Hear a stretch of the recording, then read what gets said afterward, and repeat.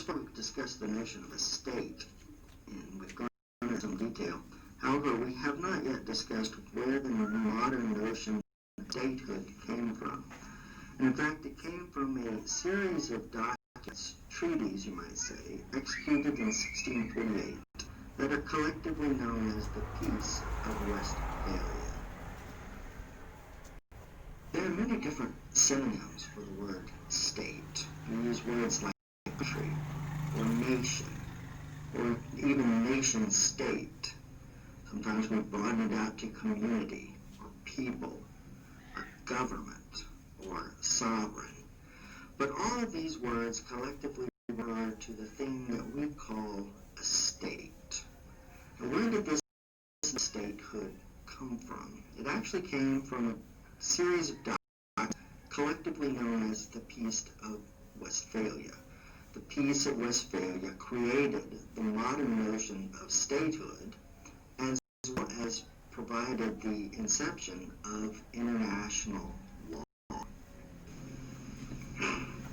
The Peace of Westphalia consisted of a series of peace treaties that ended a number of conflicts in medieval Europe.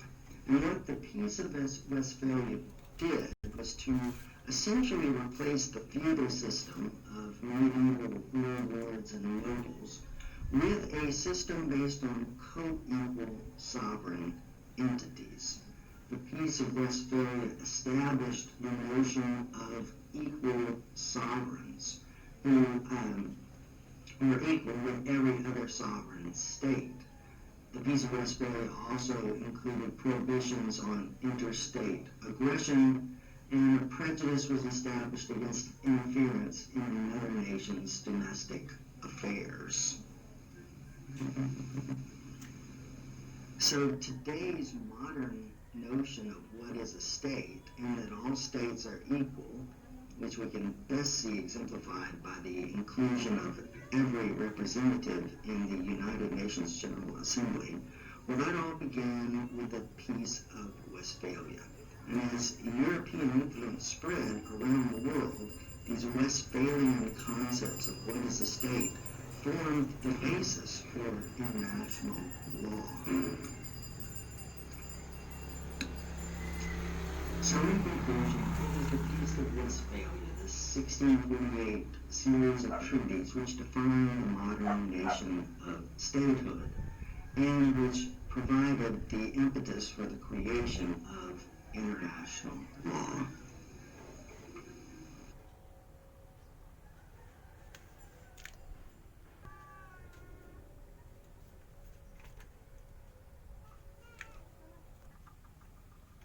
So, yun yung ibig sabihin po ng Peace of Westphalia, na kung saan ito yung naging kasunduan nila, yung kasunduan nila noong 1648, na kung saan gusto na nilang matigil-tigil yung war na yan. To the end of the 80 years wars between Spain and the Dutch and the German phase of the 30 years war. So the peace was negotiated from 1644 in the Westphalian towns of Münster and Osnabrück. The Spanish-Dutch treaty was signed on January 30, 1648. So bakit pa kasi nag-start ng sila ng mga war? Sila din naman yung magsasuffer. Nag-aaksaya lang sila ng time nila, ng kanilang sarili sa ganyan na war. Mas lalo ngayon, even in a small things, may masasabi ka lang na hindi naintindihan ng mga tao or naintindihan ng mga kapatid mo or ng mga kapitbahay mo or mga ka-churchmate mo, something like that. Mag-uugat na yan ng hindi pagkakaunawaan hanggang sa magkaroon na ng inner hurts, hanggang sa magkaroon na ng away ng bawat isa. So sarili din naman nila yung kanilang sinasaktan, sarili din naman nila yung magsasuffer. Bakit pa kasi sila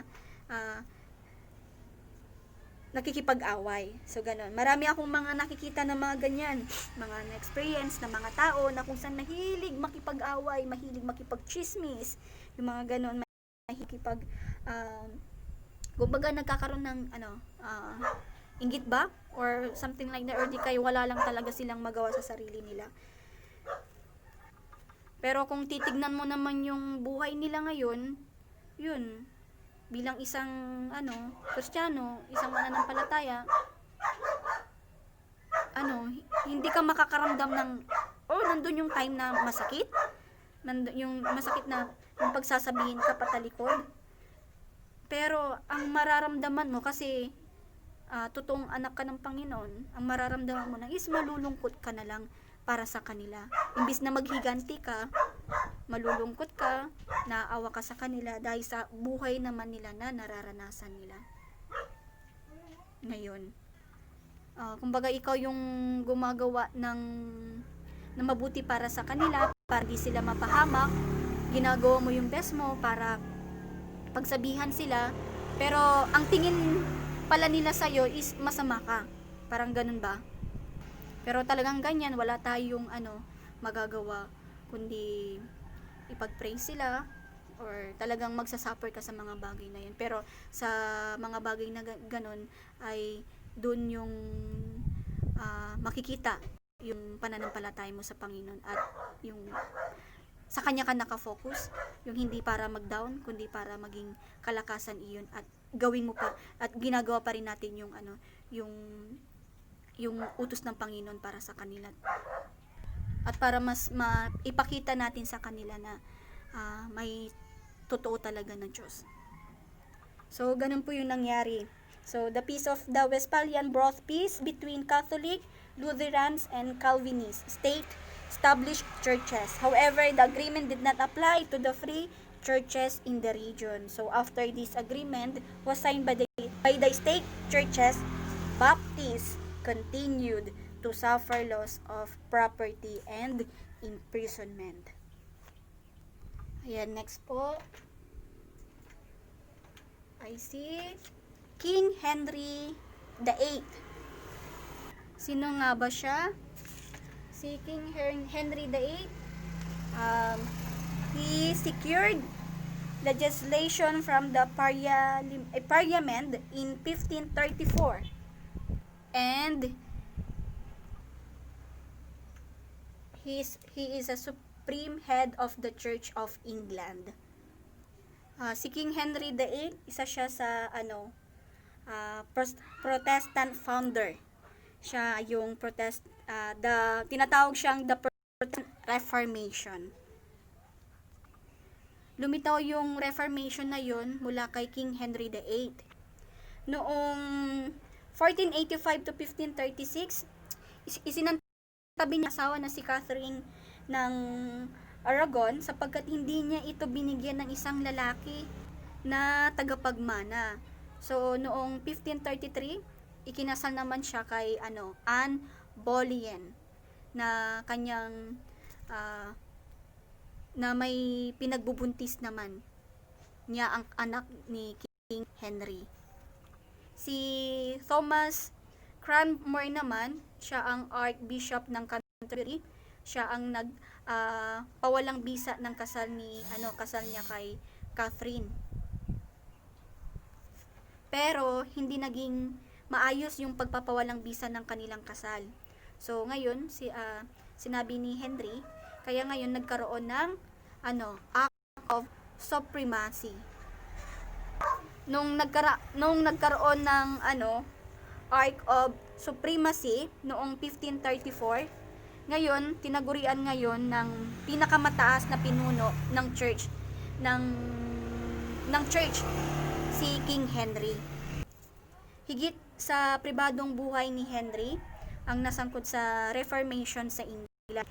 So hindi niya masigurado na ang Act of Supremacy at iba pang batas ng Protestant mula sa Parliament kung hindi nagkaroon ng isang malaking pangkat ng opinion. So hindi naging secured yung Act of Supremacy ni Henry kung hindi nagkaroon ng mga opinion ng kanyang mga nasasakupan to the break-in movement. The nation changed from Catholicism to half Catholicism and half Protestant. to completely Catholic under Bloody Mary and then back to Protestantism again under Elizabeth Queen of England. Extreme means such as stacks, whips, prisons, swords, gibbets or gallows, and stakes were used by both Protestantism and Catholic against each other and against the nonconformists to force religious conformity. So, the idea known as the divine right of king was a popular political and religious doctrine of the period that political leaders, kings, prince, or etc. were to see God and thus were to be ruled absolutely over their respective people. Tignan po natin kung may mag-explain po. Syempre kuma po ulit ako sa YouTube kung ano ba yung kung ano ba tong divine rights of